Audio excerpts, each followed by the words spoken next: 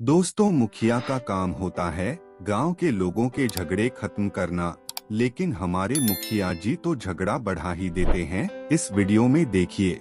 एक छोटे से गांव में जगन और कमल नामक दो भाई रहते थे। दोनों के घर के बीच में केवल एक दीवार थी।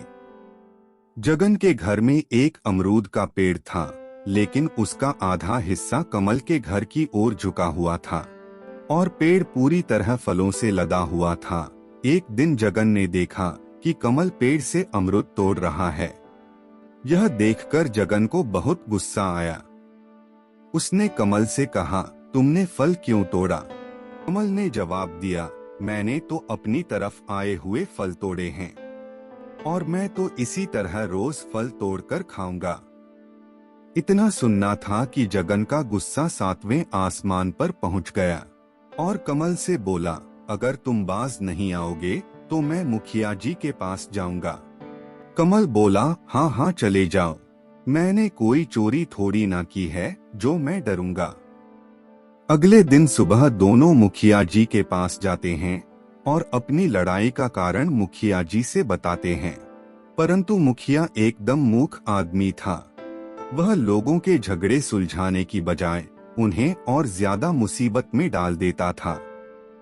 जगन बोला, मुखिया जी, मेरे घर में एक अमरूद का पेड़ है जिसका आधा हिस्सा कमल के घर की ओर झुका है। उस पर काफी फल भी लगे हुए हैं, लेकिन कमल ने अपनी तरफ के सारे फल तोड़ लिए हैं। फिर कमल बोला, मुखिया जी, मैंने तो अपने घर से ही सारे फल तोड़े हैं।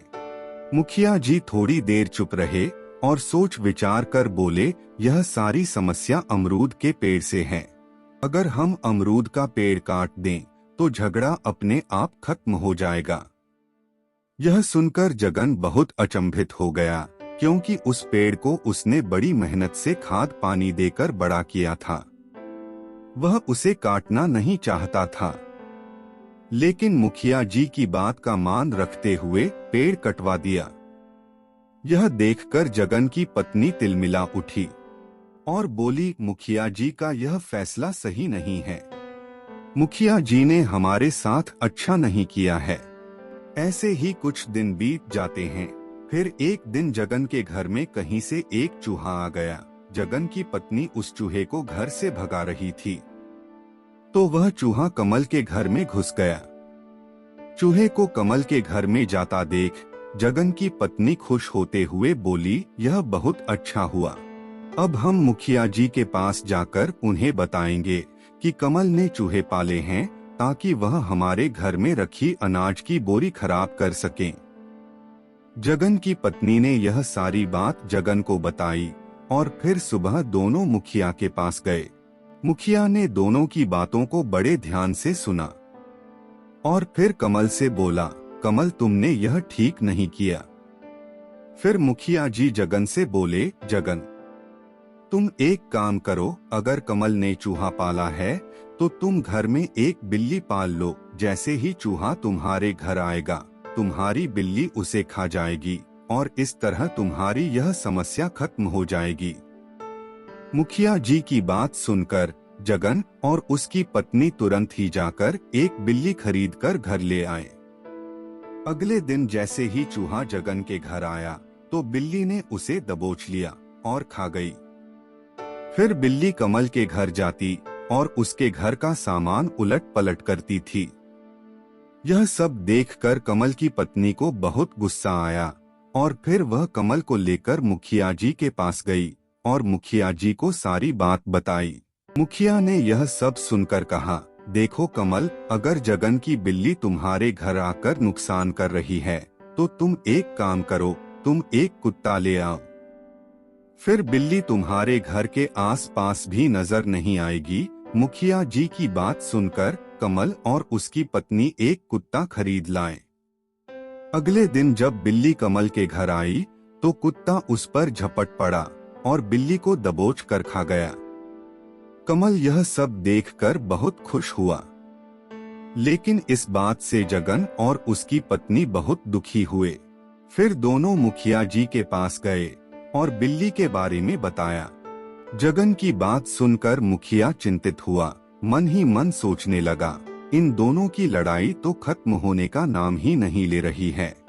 लगता है कोई पक्का उपाय बताना पड़ेगा।